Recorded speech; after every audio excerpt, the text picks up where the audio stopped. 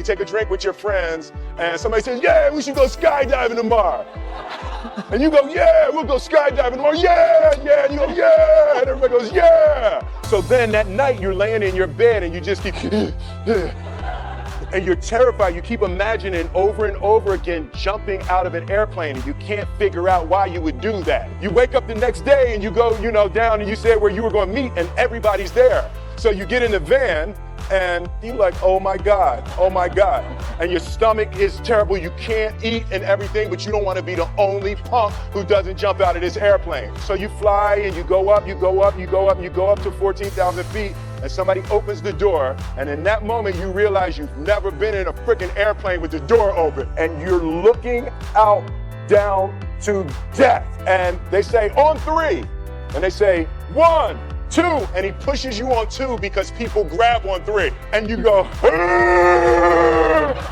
and you fall out of the airplane, and in 1 second, you realize that it's the most blissful experience of your life. You're flying. There's zero fear. You realize at the point of maximum danger is the point of minimum fear. It's bliss. Why were you scared in your bed the night before? What do you need that fear for? Everything up to the stepping out, there's actually no reason to be scared. It only just ruins your day. The best things in life on the other side of terror, on the other side of your maximum fear, are all of the best things in life.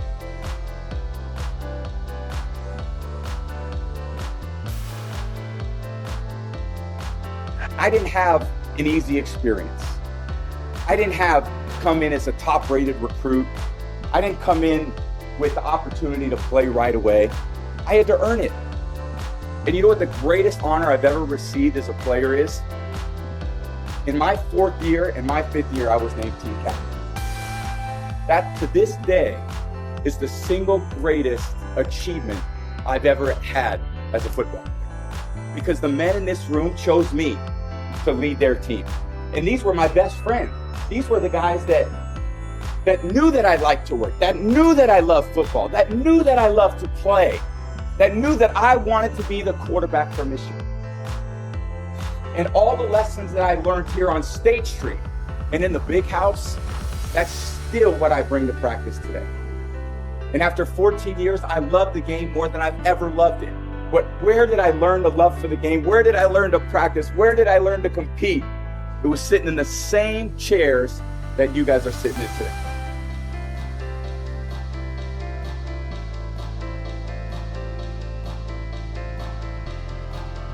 There was a young man who, he wanted to make a lot of money, and so he went to this guru, right?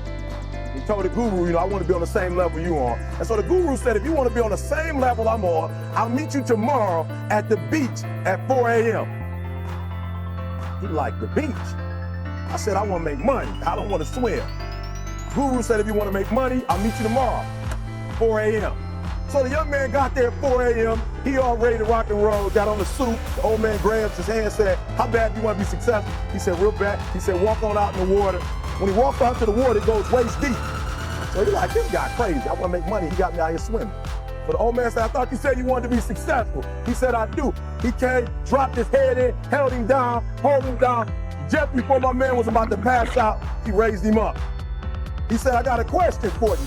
He said, when you were underwater, what did you want to do? I said, I wanted to breathe.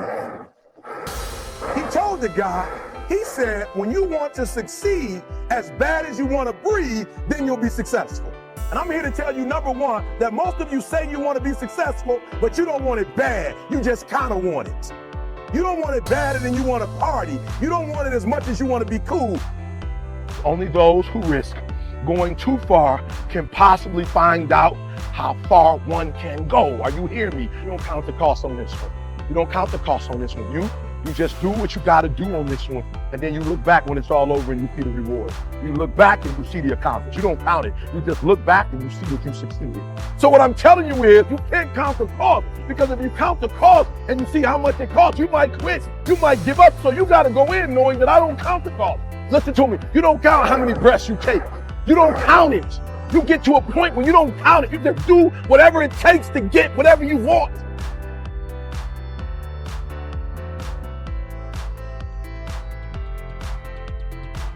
this lion.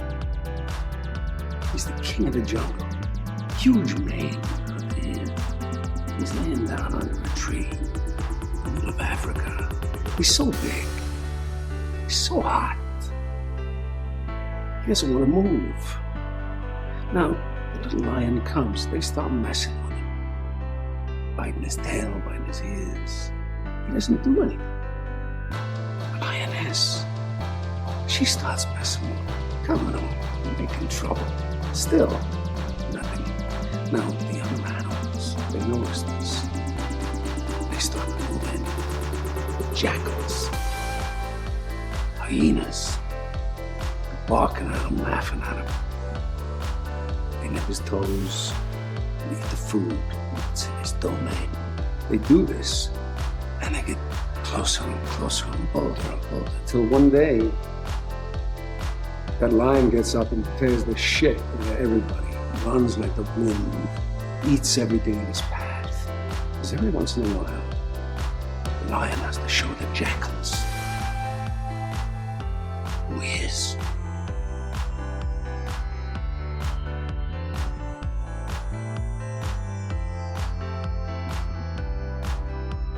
Everything you people have told me, I didn't have the technology, I didn't have the right contacts, I didn't have the time, I didn't have money. Everything you've told me, I didn't have enough Supreme Court justices. Those are resources. And so you're telling me I failed because I didn't have the resources. And I'm here to tell you what you already know. Resources are never the problem. It's a lack of resourcefulness is why you failed. Because the ultimate resources are emotional states. Creativity, decisiveness, passion, honesty, sincerity, love. These are the ultimate human resources.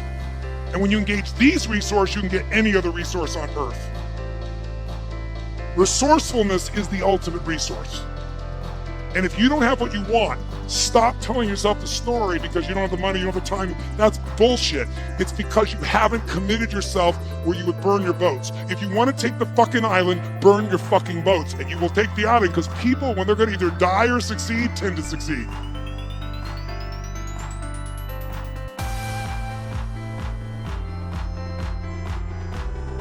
I was in this strange little hotel and I just lost the competition.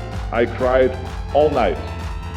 I was this 21-year-old kid and I was crying all night.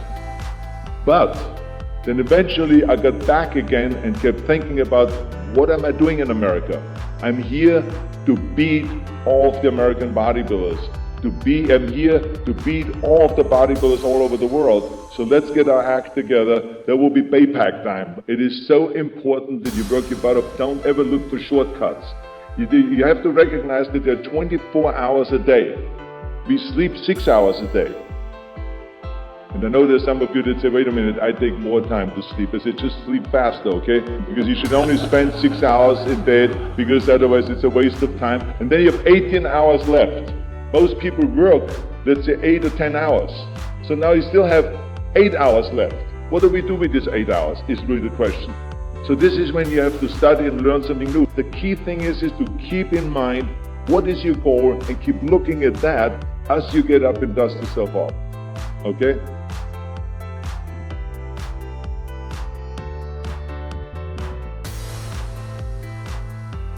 He sleeps on the floor. Him and 2 other dreamers up there. Look at him. It was hard, ladies and gentlemen, coming to speak to people. And I was facing financial difficulties in my own life. I was behind on my bills and my dreams, and I'm saying to them, you can live your dream. It was hard, ladies and gentlemen. It was very difficult to pick myself up each day believing that I could do it. There were times that I doubted myself. I said, God, why is this happening to me? I'm just trying to take care of my children and my mother. I'm not trying to steal or rob from anybody. Why did this have to happen to me? It was very hard. And here's what I want to say to you. For those of you that have experienced some hardships, don't give up on your dream. No one could have convinced me by holding on, by continuing to push forward, by continuing to run toward my dream. It's a long shot, ladies and gentlemen, from Liberty City, an abandoned building on a floor. Never knowing my mother or father. It's a long shot. Being here with you today in this dome. in Atlanta. It's a long shot. No college training, labeled educable, mentally retarded. But I kept running toward my dream. Don't stop running toward your dream.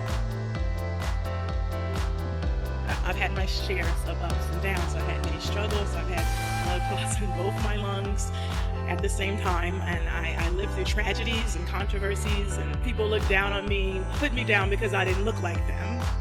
I looked stronger. I've had people look past me because of the color of my skin. I've had people overlook me because I was a woman. I had critics say I will never win another Grand Slam when I was only at number 7, and now here I stand today with 21 Grand Slam titles, and I'm still going. And I cannot help but think of my favorite poet, Maya Angelou, and she has this poem called "And Still I Rise." So here it goes.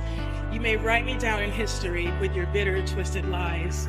You may trod me with the very dirt, but still, like dust, I rise. Just like moon and suns with the certainty of tides, just like hopes and springing high, still I rise. Did you want to see me broken? Bowed head and lowered eyes, shoulders falling like teardrops weakened by my soulful cries. Out of the huts of history's shame, I rise. From a past that's rooted in pain, I rise. Into the daybreak that's wonderfully clear, I rise. Bringing the gifts that my ancestors gave, I rise. I am the dream and the hope of a slave. I rise, I rise, I rise.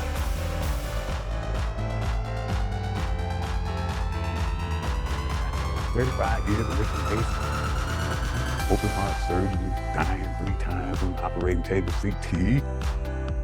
So you should sit down, sir, because of your diagnosis, and don't do a damn thing. Bullshit. Hell no.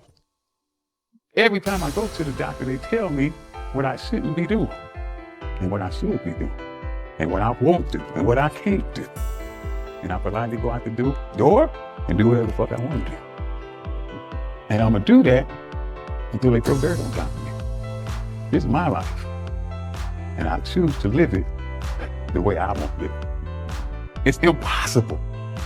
I've heard that so many times. It's just impossible. Can't be done. It is impossible until some crazy son of a bitch has the audacity to believe that no matter what the expert or the doctor says, I can still do that shit. Will is the key. Willpower.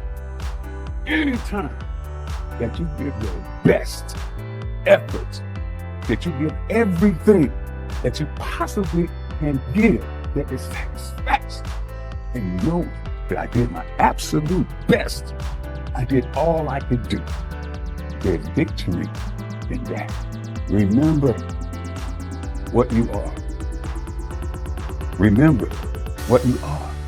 Remember who the fuck you are.